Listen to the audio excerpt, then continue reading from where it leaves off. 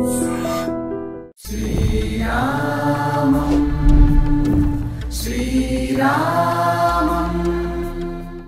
మందిరం ఓపెన్ అవ్వబోతుంది అయోధ్యలో ఈ 22nd జనవరి 22nd. చాలామందికి ఒక్కసారైనా అయోధ్యకి వెళ్ళొస్తే బాగుండే అనుకుంటారు. చాలామందికి ఆ కోరిక తీరదు. కానీ ఇప్పుడు జరుగుతున్న ఈ ప్రత్యక్షంగా చూడాలి, ఈ రామ మందిరం ఓపెనింగ్ ఏదైతే ఉందో అది ప్రత్యక్షంగా చూడాలని చాలామందికి ఉంటుంది. ఆ ప్రత్యక్షంగా చూపించే డిపార్ట్మెంట్ ఏదైతే ఉందో వారి దగ్గర ఇప్పుడు మనం ఉన్నాం. రవి గారి వాళ్ళ మనతో ఉన్నారు. ఆయన అడిగి పూర్తి డీటెయిల్స్ తెలుసుకుందాం. జై శ్రీరామ్. జై శ్రీరామ్ అండి. ఎలా ఉన్నారు? బాగున్నారు. మీరు ఎక్కడండి? నేను హైదరాబాద్ నుంచి. సో నేను చెప్పినట్టు చాలా మందికి అయోధ్యకి ఒక్కసారైనా రావాలి అనుకుంటారు. కానీ ఈ గుడి ఏదైతే ఓపెనింగ్ ఉందో ఎన్నో సంవత్సరాలుగా ఎదురు చూస్తున్న రామ మందిరం ఇది. దీనికైతే జనాలు తండోపతండాలుగా వస్తారు, కొంతమంది రాలేకుండా పోయే ఛాన్సెస్ ఉంటాయి.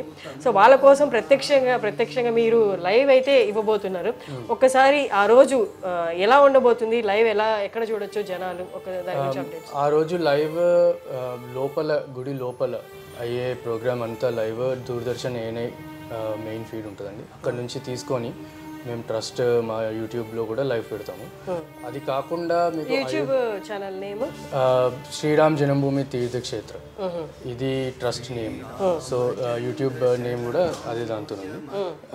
అది కాకుండా మీకు టెంపుల్ లోపల కాకుండా బయట అయోధ్యలో ఎలా ఉంది, అసలు అట్మాస్ఫియర్ ఎట్లా ఉంది, ఇక్కడ ఆ జోష్ ఎలా ఉంది బయట అనేది కూడా మా యూట్యూబ్లో వస్తూ ఉంటుంది. మీకు ఏఎన్ఐ దూరదర్శన్లో ఓన్లీ లోపలదే ఉంటుంది, మాత్రం బయట కవరేజ్ కూడా ఇస్తారు. బట్ ఎన్ని లక్షల మందిని ఎక్స్పెక్ట్ చేస్తున్నారు ఆ రోజు జనం?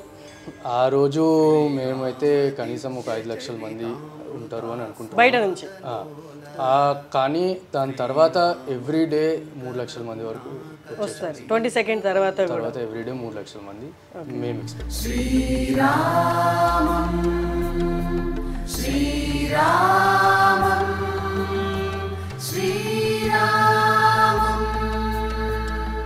బట్ ఈ సిటీ మొత్తాన్ని కూడా, క్రౌడ్ని మొత్తాన్ని కూడా జనాలు దేవుణ్ణి దర్శించుకోవడానికి, రాముడిని దర్శించుకోవడానికి వస్తున్న వాళ్ళని చూపించాలి, అంతమందిని చూపించాలి అంటే ఊరు మొత్తం కూడా కెమెరాస్ పెట్టాల్సిన సిచ్యువేషన్ అయితే కనిపిస్తుంది కదా. ఎన్ని కెమెరాస్ ప్లాన్ చేస్తున్నారు? ఇప్పుడు మా team, social media team, content ఎవరైతే తీసుకొని వస్తారో, వీడియో యాక్చువల్లీ గ్రౌండ్లో వెళ్ళి షూట్ చేసేవాళ్ళు, మాకు మెయిన్ స్పాట్స్ ఉన్నాయి అయోధ్యలో. మెయిన్ ముఖ్యమైన కొన్ని ప్రదేశాలు ఉన్నాయి, అక్కడ ఉంటారు. అక్కడ ఎట్లా ఉంది ఏంటి మహోత్సవం అంటే ఆ జోష్ ఎట్లా ఉంది. ఇప్పుడు హనుమాన్ గడి ఉంది ఫర్ ఎగ్జాంపుల్, హనుమంతుడు అక్కడ ఉండి అక్కడ నుంచి అడ్మినిస్ట్రేషన్ హనుమంతుడు చేసేవాడు. సో అది ఇప్పుడు గుడి అయ్యింది. సో అక్కడ చాలా పెద్దగా అవ్వబోతుంది. సో అక్కడ ఉంటారు. ఇంకా కనక్ భవన్, ఇట్లాంటి కొన్ని ముఖ్యమైన ప్లేసెస్ ఉన్నాయన్నమాట. అక్కడ పెద్ద పెద్ద స్క్రీన్స్ కూడా పెడతారు. ఇంకా అది కాకుండా వచ్చే విజిటర్స్ కోసం ఎవరైతే విఐపీస్ వీళ్ళు వస్తున్నారో, ఇన్వైటీస్ వస్తున్నారో, వాళ్ళు ఖచ్చితంగా ఫ్యామిలీతో పాటు వస్తారు. లోపలికి మాత్రం వాళ్ళు ఒక్కళ్ళే వెళ్ళవద్దు, కానీ ఇక్కడ రావడం ఫ్యామిలీతో వస్తారు. ఎందుకంటే గుడికి ఎవరైనా ఫ్యామిలీ లేకుండా రావాలని అనుకోరు. సో వాళ్ళ కోసం పెద్ద రూమ్ పెట్టి, పెద్ద స్క్రీన్ పెట్టి అవి చేస్తున్నాం. సో అక్కడ ఉండడము, సో ఇట్లా మొత్తం అయోధ్య మొత్తంని కవర్ చేసేలాగా చేస్తున్నాం. లోపల ఈవెంట్ మాకు ఫీడ్, ఎందుకంటే ప్రైమ్ మినిస్టర్ ఆఫీస్ కూడా ఇన్వాల్వ్ అయ్యి ఉంది కాబట్టి మాకు ఆబ్వియస్లీ ఫీడ్ ఇంకా వాళ్ళ నుంచే తీసుకోవాల్సి వస్తుంది. కానీ దాని తర్వాత 22nd తర్వాత లోపల నుంచి ఫీడ్ కూడా యూట్యూబ్లో లైవ్ వస్తుంది. ఓకే. గుడి ప్రారంభం అంటేనే ఆ గుడితో పాటు చాలా హైలైట్స్ ఈ ఊర్లో కూడా, అయోధ్యలో కూడా హైలైట్స్ అయితే పెట్టడం జరుగుతుంది. ఏవే హైలైట్స్ ఉండబోతున్నాయి, దాన్ని ఎలా కవర్ చేస్తున్నారు, అవి కూడా లైవ్ వస్తాయా? ఇప్పుడు హనుమాన్ గడి ఉంది, వాళ్ళు ఆ గుడి వాళ్ళు ఆ ఈవెంట్ని వాళ్ళు ఒక స్పెషల్గా వాళ్ళు సెలబ్రేట్ చేసుకుంటున్నారు. అక్కడ ఆ ఏరియా అంటే ఆ గుడి దగ్గర చాలా పెద్ద ఎత్తున ఏర్పాట్లు చేసి వాళ్ళు ఒక యూనిక్ వేలో వాళ్ళు సెలబ్రేట్ చేస్తున్నారు దాన్ని. అది కాకుండా ఇప్పుడు సరియు నది దగ్గర వేరే గుడి వాళ్ళు చేస్తున్నారు. ఇప్పుడు నాగేశ్వరనాథ్ మందిర్ ఉంది, అది శివుడి గుడి, అక్కడ వాళ్ళు స్పెషల్గా వాళ్ళు ప్రోగ్రామ్ చేసుకుంటున్నారు. సో స్క్రీన్స్ అనేవి ఇప్పుడు మనము ఎట్లా అయితే అయోధ్య బయట ప్రతి దగ్గర స్క్రీన్స్ పెట్టుకొని ఎవరి గుడ్లలో వాళ్ళు ఎలా అయితే చేసుకుంటున్నారో, ఇక్కడ కూడా అన్ని గుడ్లు రాముడివే కాబట్టి అందరూ ఆ రామభక్తితోని ఇంకా చాలా పెద్ద ఎత్తున ఇక్కడ చేస్తారు అని ఇంకా అవన్నిటిని కవర్ చేయడం జరుగుతుంది. ఆన్లైన్ రిలేటెడ్ ఎవ్రీథింగ్ మీరే చూసుకుంటున్నారు కాబట్టి, వెబ్సైట్ దగ్గర నుంచి, యూట్యూబ్ దగ్గర నుంచి, అండ్ అప్డేట్స్ దగ్గర నుండి, అండ్ వస్తున్న ఫండ్స్ కూడా ఇప్పటికీ ఇంకా వస్తూనే ఉన్నాయండి? ఫండ్స్ ఇప్పటికీ వస్తూనే ఉన్నాయండి. మా ఆన్లైన్ వెబ్సైట్కి వెళ్తే ఆన్లైన్ డొనేషన్ ఇప్పటికీ కూడా తీసుకుంటున్నాము. ఇంకా 22nd అని చెప్పి ప్రాణ ప్రతిష్ఠ డేట్ అనౌన్స్ అయినాక ఇంకా ట్రాఫిక్ ఆల్మోస్ట్ డబుల్ అయ్యింది. ఓకే, ఇంకా డబుల్ అయింది. వెబ్సైట్ ట్రాఫిక్ అయితే డబుల్ అయింది. ఓకే, ఎక్కడెక్కడి నుంచి వస్తున్నాయి కూడా మీకు ఇన్ఫర్మేషన్ ఉంటుంది కదా ఫండ్స్? ఉంటుంది ఎక్కువ మటుకు. ఇప్పుడు మాకు ఆన్లైన్ డొనేషన్స్, ఇప్పుడు 2 types ఆఫ్ డొనేషన్స్ ఉంటాయండి. ఇప్పుడు బ్యాంక్కి వెళ్ళి చేసేవాళ్ళు ఉంటారు. Maximum with in the country అయితే బ్యాంక్కి వెళ్ళి చేసేవాళ్ళు ఎక్కువ మంది ఉన్నారు. మాకు బయట నుంచి అయితే ఆన్లైన్ డొనేషన్స్ వస్తాయి. సో మాకు ఆన్లైన్ అయితే మాకు డేటా ఉంటుంది, కానీ ఆ బ్యాంక్ డేటా అదంతా మా దగ్గర ఇప్పుడు లేదు ప్రస్తుతం. ఓకే, ఆన్లైన్ నుంచి మనకి ఆన్లైన్ నుంచి మ్యాక్సిమం US, UK, ఇంకా దుబాయ్ నుంచి మ్యాక్సిమం వస్తుంది. ఓకే, ఇప్పుడు దాకా ఎంత కలెక్ట్ అయిందో అది చెప్పగలరా? ఫిగర్ చెప్పొచ్చు అంటే స్టార్టింగ్ ఫిగర్ ఎగ్జాక్ట్గా ట్రస్ట్ రిలీజ్ చేయలేదు, చేయదలుచుకోలేదు కూడా. ఎందుకంటే ఇక్కడ ఇంటర్నల్ ఆడిటర్స్ ఉన్నారు, ఎక్స్టర్నల్ ఆడిటర్స్ ఉన్నారు. ఇక్కడ అంటే everything is transparent over here. We don't want to give out the number and for what ever reasons. కానీ రఫ్ అయితే అప్పుడు అభియాన్ అయినప్పుడు 3,000 to 3,500 crores వచ్చింది. దాని తర్వాత ఇంకో 1,500 crores వరకు ఇంకా ఎక్స్ట్రా అదనంగా కూడా వచ్చింది. ఇప్పుడు కూడా ఇంకా వస్తున్నాయి. మేము చూసాము, మేము తిరిగినంత వరకు మేము చాలా చూసాము. కొన్ని స్టేట్స్ నుండి ఆ స్టేట్లో ఏదైతే ఫేమస్, ఫర్ ఎగ్జాంపుల్ అస్సాం తీసుకుంటే టీ ఆకులు ఫేమస్ కాబట్టి కొన్ని టన్ టీ ఆకులు పంపించడము, అలాగే వేరే కంట్రీస్లో నుంచి ప్యూర్ గీ పంపించడము, టన్స్లో పంపించడము. అలాగే ఇంకేదైనా మిమ్మల్ని అబ్బురపరిచేలాగా, ఇంత భక్తి ఉందా జనాల్లో అనిపించేలాగా?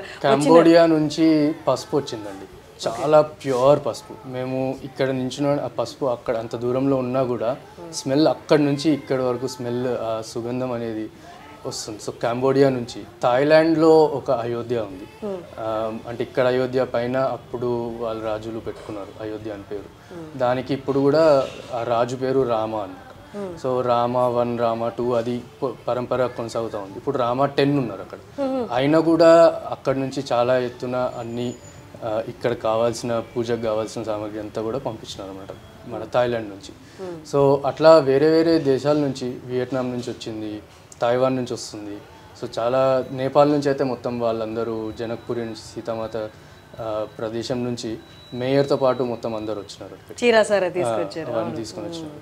ఇంకా అది కాకుండా వేరే వేరే నదుల నుంచి నీళ్లు పంపిస్తున్నారు, జలం పంపిస్తున్నారు అభిషేకంకి వాడడానికి. సో అన్ని నదుల నుంచి, వరల్డ్ వైడ్ నదుల నుంచి మనకి వస్తున్నాయి అన్నమాట. సో అవన్నిటితోని రాముడికి ఆ రోజు అభిషేకం చేస్తారు. ఎన్ని గంటలకు స్టార్ట్ అవబోతుంది? 22nd ఎన్ని గంటలు ఉండబోతుంది? 22nd 10 గంటలకి స్టార్ట్ అవుతుంది. ఉండడము సాయంత్రం 4-5 వరకు ఉంటుంది. అక్కడ లోపల 6కి అయిపోతుంది మొత్తం, కానీ ప్రసారం మాత్రం 4కి అట్లా క్లోజ్ అవుతుంది.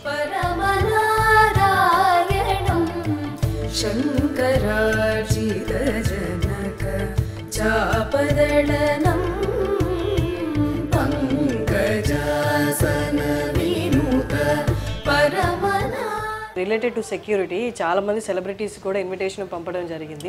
వాళ్ళందరికీ సెక్యూరిటీ అనేది మీ వైపు నుంచి ఏమైనా కవరింగ్ ఉంటుందా? ఎలాంటి సెక్యూరిటీ ఉండబోతుంది? ట్రస్ట్ నుంచి ఏం సెక్యూరిటీ స్పెషల్గా అయితే ఏమి ఉండదు. అంటే trust obviously different from government body. వాళ్ళకి ఏ ప్రొటెక్షన్ అయితే ఉందో, అంటే ఇప్పుడు ఫర్ ఎగ్జాంపుల్ ఎవరైనా చీఫ్ మినిస్టర్ వస్తున్నారు, వాళ్ళకి Z సెక్యూరిటీయో X సెక్యూరిటీయో ఉంటుంది. సో వాళ్ళ సెక్యూరిటీ పరంగా గవర్నమెంట్ దాన్ని చేస్తుంది. ట్రస్ట్కి దాంతో ఇంకేం సంబంధం. ఓకే, ఇక్కడ జనాలు, ఇక్కడ అయోధ్యలో ఉంటున్న జనాలు ఇక్కడ రాబోతున్న రద్దీని, భక్తులను చూసి వాళ్ళు ముందుగా ఏమైనా చెప్తున్నారా? వాళ్ళకి ఏమైనా ఇబ్బంది కలుగుతుందేమో, అంటే తండోపతండాలుగా వస్తారు, అసలు నిలబడే చోటు కూడా ఉండకపోవచ్చు అని చెప్తున్నారు. ఇక్కడున్న అయోధ్య ప్రజలు ఏమంటున్నారు? అయోధ్య ప్రజలు అయితే చాలా ఎక్సైటెడ్ ఉన్నారండి. ఇంకా వాళ్ళు ఏమంటారు, వాళ్ళు రాముడు వస్తున్నాడు అంటే వాళ్ళకి ఇంకా అంతకంటే సంతోషం ఏముండదు కదా. బయట నుంచి వచ్చే వాళ్ళకి డెఫినెట్లీ ఇక్కడ ఉండడానికి అకామిడేషన్ అయితే చాలా కష్టమవుతుంది. అది కాకుండా వాళ్ళ కోసం పోలీస్ ఒక 8,000 to 10,000 పోలీస్ స్టాఫ్ వస్తున్నారు వాళ్ళు ఉండడానికి. ఇంకొక చిన్న ఇవ్వాలే ఒక చిన్న ఇష్యూ మాకు వచ్చింది, అది చూస్తున్నారు, ట్రస్టీస్ చూస్తున్నారు. రిలేటెడ్ టు అదే ఇదంతా logistics. Around 50 to 80 chartered flights వస్తున్నాయి ఆ రోజు. అంటే ఇప్పటి వరకు మాకు వచ్చిన number around 80. So chartered flights. ఇప్పుడు అయోధ్య చాలా చిన్న ఎయిర్పోర్ట్, అది కూడా ఇప్పుడు మొన్న అయ్యింది. సో అన్ని చార్టెడ్ ఫ్లైట్స్ ఇక్కడికి వస్తే వీటిని ఎక్కడ డాక్ చేస్తాము, వీటిని ఎక్కడ ఉంచుతాము అనేది అదొక సమస్య. సో ఇట్లాంటి ముందు ఎక్స్పెక్ట్ చేయనివి అన్నీ ఆబ్వియస్లీ ఇంకా వస్తున్నాయి. సో ఇంకా దాన్ని అట్లా రిజాల్వ్ చేసుకుంటుంది. రామం దేవదేవం భజే దివ్య ప్రభవం రావణాసురవైరి రణభూం. మీకు పర్సనల్గా ఎలా ఉంది? చాలామంది అనుకుంటారు ఇక్కడికి వచ్చి ఉండాలి అన్నది. మీరు ఎన్ని నెలలుగా ఉంటున్నారు ఇక్కడ? ఇక్కడ ఆల్మోస్ట్ 1 year అవుతుంది. 1 year అవుతుంది. పర్సనల్గా చాలా సాటిస్ఫైయింగ్ ఉంటుందండి. అంటే ఎవ్రీ చిన్న ఇప్పుడు ఫర్ ఎగ్జాంపుల్ ఇన్విటేషన్స్ అందరికి వెళ్ళినాయి, మీకు ఆన్లైన్లో చూస్తుంటారు ఇన్విటేషన్ అవన్నీ. అదంతా డిజైన్ ఇక్కడ అయ్యింది. అదంతా డిజైన్ మేము ఉండి మా టీమ్ మేమందరం ఇన్వాల్వ్ అయ్యి చేసింది. ఇప్పుడు ఏదైతే ఇన్విటేషన్ మనకు కనిపిస్తుందో అది డిజైన్ చేసింది అంతా ఇక్కడ అయ్యింది. ఓకే. సో ఇదే కంపెనీ అంటే మీరు కీ రోలా అందులో డిజైన్? ఆబ్వియస్లీ ఇప్పుడు మా గ్రాఫిక్ డిజైనర్ ఉన్నాడు. గ్రాఫిక్ డిజైనర్ ఆబ్వియస్లీ వాళ్ళని లీడ్ చేసేది నేను కాబట్టి.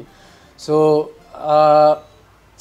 ఆన్లైన్లో ఆ ఫొటోస్ ట్విట్టర్లో కానీ ఇన్స్టాగ్రామ్ ఫొటోస్ పెట్టినప్పుడు వాళ్ళందరూ ఎంతో గొప్పగా దాని గురించి చెప్పి మాకు ఇట్లా ఇన్విటేషన్ వచ్చిందని చెప్పి వాళ్ళు ఎంత గొప్పగా ఫీల్ అవుతున్నారో దాని వెనకాల ఉన్నది మనము అని చెప్పి అదొక వేరే సాటిస్ఫాక్షన్, ఇంకా అది వేరే. సో ఇక్కడ ఏ చిన్నది చేసినా అది గ్రౌండ్లో అది రిఫ్లెక్ట్ అవుతుంది. సో ఆ సాటిస్ఫాక్షన్ అనేది చాలా చాలా గొప్ప సాటిస్ఫాక్షన్. థ్యాంక్స్ అలాట్ రవి గారు. నమస్కారం. జై శివ. రవికుల సుధా